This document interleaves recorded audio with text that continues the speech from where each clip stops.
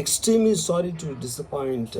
అంటే ఇప్పుడు ఏదో ఉనికిపోతున్నాను, మంచం కింద కూర్చొని ఏడుస్తున్నాను అని అందరూ what ever the media speculating, వాళ్ళందరికీ చిన్న డిసప్పాయింట్మెంట్గా ఉండొచ్చు వీడియో.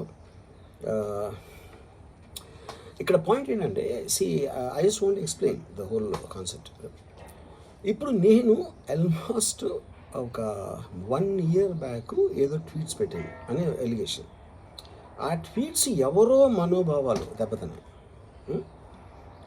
ఇక్కడ విచిత్రం ఏంటంటే 1 year బ్యాక్ పెట్టిన ట్వీట్స్ 4 డిఫరెంట్ ప్లేసెస్లో 4 డిఫరెంట్ జ్యూరిస్డిక్షన్స్లో నలుగురికి ఒకే 3-4 రోజుల వ్యవధిలో వాళ్ళ మనోభావాలు దెబ్బతిన్నాయి. వాళ్ళు ఆ పరంగా కంప్లైంట్ ఇవ్వడం, కేసులు పెట్టడం జరిగింది. ఇక్కడ పాయింట్ 1, ఎవరి మీద అయితే నేను పెట్టానని వాళ్ళు చెప్తున్నారో వాళ్ళకి లేదు, ఎవరో థర్డ్ పార్టీ, అసలు సంబంధం లేనివాడు.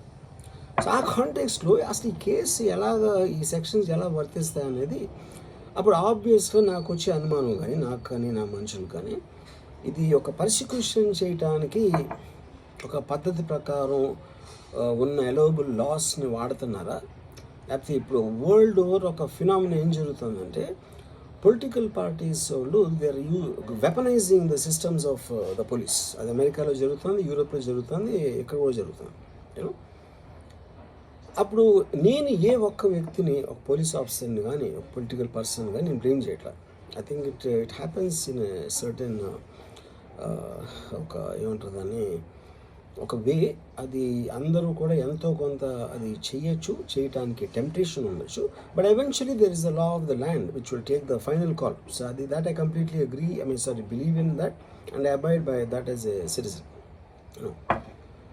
సో ఇప్పుడు ఇక్కడ జరిగింది ఏంటి, నాకు ఒక నోటీస్ వచ్చింది, నేను ఒక రిప్లై ఇచ్చాను, ఫలానా తారీఖు నేను వస్తాను. అప్పటికి నాకు జరుగుతున్న పని ఒక ఆన్గోయింగ్ స్కెడ్యూల్ ఉంది కాబట్టి, నాకు ఫిల్మ్ వర్క్ ఉంది కాబట్టి అవ్వలేదు. అండ్ ఇట్ ఈస్ వేరే ప్రొడ్యూసర్కి చేస్తాను, ఆ ప్రొడ్యూసర్కి నష్టం వస్తుంది కాబట్టి నేను మళ్ళీ టైం అడిగాను. ఇదేంటి కేసు, ఇదేం అర్జెంట్ కేసు అంటే 1 year తర్వాత ట్వీట్ చూసిన అతనికి 1 weekలో అన్నీ అయిపోవాలనేది ఏమన్నా మీనింగ్ ఉంటుంది అసలు దానికి? So which basically means it is being done for purposes other than the urgency of the case.